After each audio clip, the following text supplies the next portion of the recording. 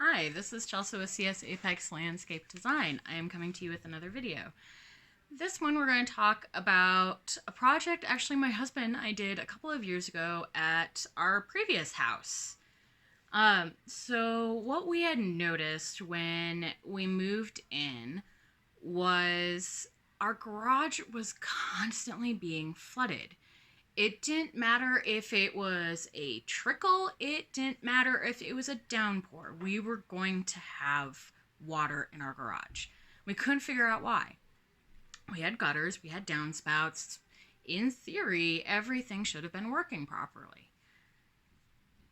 Now, what we discovered was when we had to find this downspout. We found where the downspout went into our concrete. We went to the edge of our concrete walkway. We dug down, found it, and we dug until we saw the end. Now, ideally, you want this to be a good foot plus past where your concrete pathways are, past where your pads are. You want it out a ways. And ideally, you don't want that pipe crushed. You want something kind of stabilizing it on the end. You want a screen or a mesh or something to keep debris from blocking that. So the water will go down in your downspout like it's supposed to, go through that pipe, and then go out into the soil. That's ideal. That's not what we found. What we found was less than 3 inches outside of our concrete walkway. That's where it dead ended. And it was crushed. There was nothing stabilizing it. It was packed full of debris. No wonder we were getting water back up. That pipe had no place to let the water go, so it just went into our garage. Now, after some discussion, we came up with a couple of different ideas. The idea that the big things that we needed to figure out was we needed ideally to redirect that water away from our garage. That was number one. We had to get that water away. Another thing that we needed to consider was we had the typical 2-car width wide driveway.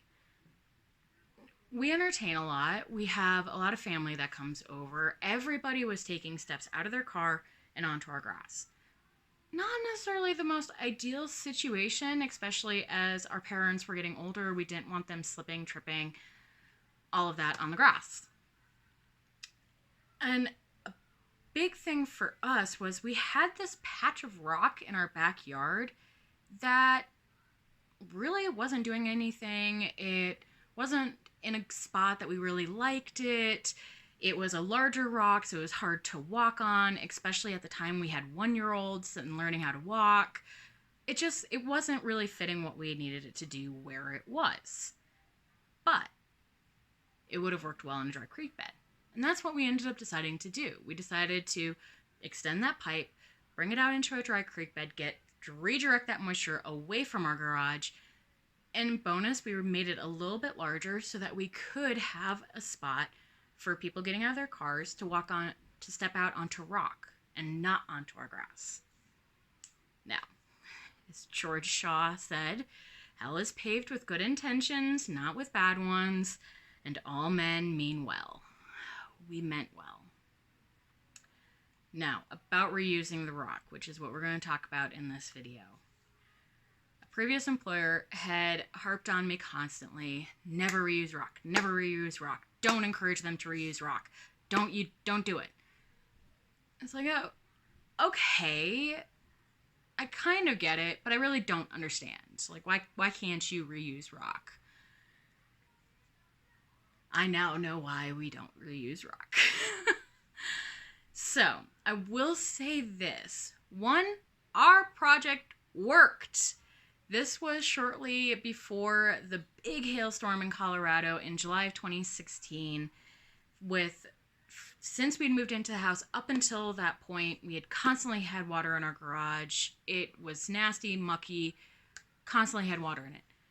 That July's hailstorm with the big hailstones that were blocking up everybody's gutters, blocking up even our gutters, we didn't have water in our garage.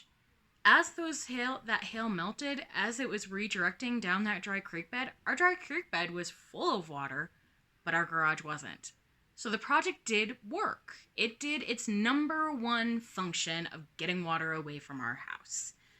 So, highly recommend dry creek beds. Highly recommend them, especially if you have drainage issues. Now, another plus side, we did save a couple $100. And at the time, we were on a very tight budget. We had really young kids. We were still paying off medical bills. We needed to save the money. So we reused our rock. Not a bad thing. And if you have to do that, no problem. Do it. Keep listening though, because I'm going to give you some tips and tricks on what you should do and what you should learn from our mistakes. So, big downside. That rock had sat in our backyard for at least 10 years since that house was built. Now, what happened with that is, yes, they had some landscape fabric underneath, but every sediment, every soil, every piece of debris from our neighbor's yard, from the field behind us, from everybody had blown into that rock. Now, we were smart enough. We removed big chunks. We removed the things that we visibly saw from the rock before we moved it. We did do that. No matter what, do that. Now, I will say this. Whether you reuse your own rock or whether you use rock from a rock yard, brand new rock, you will have some sediment in both. The biggest difference between the two is the rock in your backyard, or if you get it off Craigslist, Facebook Marketplace, somebody else's yard nonetheless. You don't know what is in that sediment. You don't know what kind of weeds have been sitting there and blown in, festering. You don't know. We thought we knew. We didn't know. Now, from a rock yard, that debris, that sediment, it's a little bit different. It's from the quarry. It's from where they got that rock.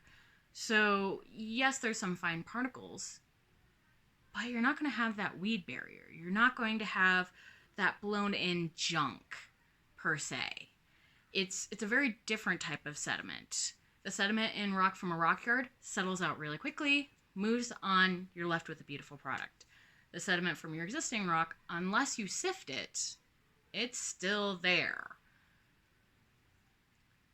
Now, I may be exaggerating a little bit, but to be terribly honest, when we're going through the project ourselves, and even now looking back on it, I don't think I'm exaggerating by how many weeds and how much junk we had in that rock.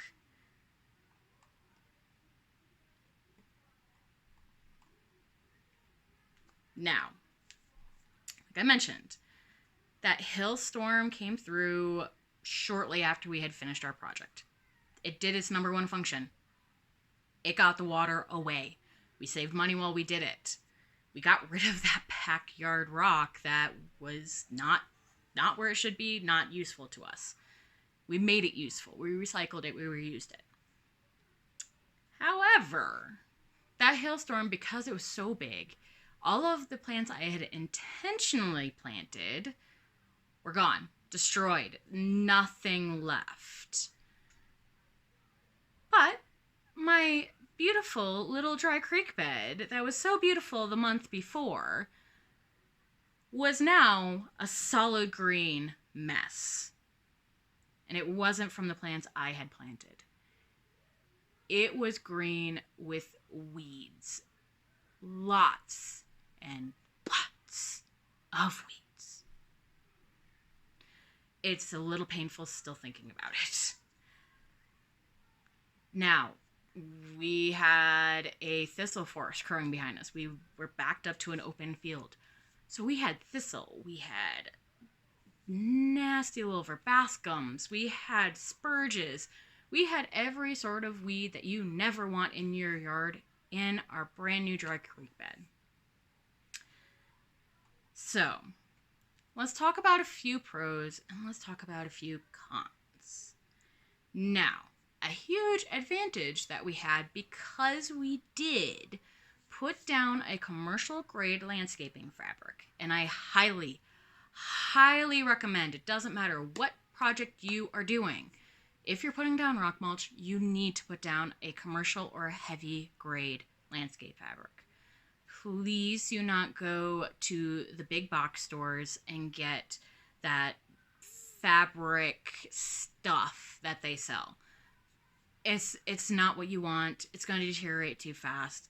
Don't use it. You may save money, but you're putting a whole lot of heartache and pain into the mix. Don't do it. Spend a little bit more money. Do it right. Spend the money on that commercial grade landscape fabric. Because I will say, although my beautiful creek bed was green with nasty weeds, those weeds were actually really easy to pull out because they had that barrier. There was roots in that sediment, yes, but it was blocked by that fabric. So all of the weeds came up really easily. There was a lot of them, and my, at the time, 1-year-olds had a jolly old time pulling weeds, throwing them in buckets. Pulling weeds, throwing it in buckets. It still took us almost 2 years to get those weeds out of that dry creek bed, however. But they were easy to pull at least because we had the fabric underneath. Now, that being said, weeds were easy to pull. There are still weeds. Another huge advantage is we did save money. We saved a lot of money. We saved money on the rock. We saved money on delivery fees. We saved money on just basic time and labor because we did it all ourselves. So we did save money. We did not save in some respects. Why do I say that? Here's the disadvantages. Weeds. We had a ridiculous amount of weeds. It was a lot of time and a lot of energy and a lot of heartache seeing our beautiful finished product turn instantly into a mess. And like I said, not long after, it was maybe a month at tops that all of that had happened. Now, it was heavy work. We moved at least a ton, if not 2 tons of rock. A ton is a ton is a ton. It's heavy. It took us a lot of wheelbarrows, a lot of time moving that rock from our backyard to our front yard. Now, here's a tip if you are going to reuse your rock or reuse somebody else's rock, sift it. If you're already taking the time, if you're already doing the man hours, the man labor, sift that rock. And sifting it, I'm meaning doing something like the old prospectors prospecting for gold used to do. You put the rock in, you shake it, you sift it, you get out all of that debris, all that sediment, all that nasty stuff before you put it into your new yard. That's going to knock out a huge chunk of that nasty debris that you don't want in your rock. It's extra time, it's extra labor, but you'll definitely save yourself some heartache on the back end if you do that. But no, you're going to spend a lot of time doing it. It's very heavy work. It's slightly painful work, to be terribly honest. I have done a future project like that. Now, I buy my rock from a rock yard. I don't reuse my rock unless it's way far out where I don't care what happens to it. Now, we did hear about the tight budget. That's okay. It's okay to be on a tight budget and doing these things. But you want to do it smartly. You want to do it right. I have no problem with DIYs. I have no problem with reusing rock. But you need to know what you're getting yourself into before you have a heartache on the back end. Now, what are you saving if you do get rock from a rock yard? Well, you are saving some time because you're not having to sift. You're not having all of that moving, going back and forth. They dump it right close to where you're going to use it. And generally, it can be a very short distance to moving that rock. And you know that there's not weeds, so you know there's not going to be a huge debris. So that's definitely an advantage. You are going to spend a little bit more, but you're saving on some man hours, you're saving on some labor. Now, no matter what, and I learned this the hard way, when you are putting down new rock, reusing rock, it doesn't matter. It doesn't matter what, I shouldn't say that. It doesn't matter in the summer when you're putting down that rock. Put down a pre-emergent. I harp on this all the time whenever I talk about weeds. Because you know what? That first year, I didn't put down pre-emergent. That second year, I didn't put down pre-emergent. That third year, I put down pre-emergent. And guess what? I had 75% less weeds that I had to pull that third year. I am a huge proponent of it.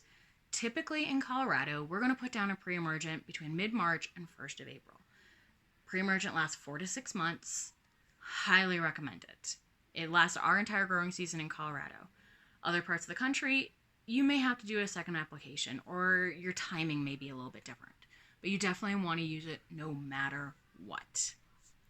Now, for people that are installing these dry creek beds, installing these rock yards, partway through a season, or in our case, that would have been July, mid-July, that we finished our project, I still recommend putting down a pre-emergent. It's not going to hurt anything, and it's still going to cut back on those weeds germinating, because that's what pre-emergent does.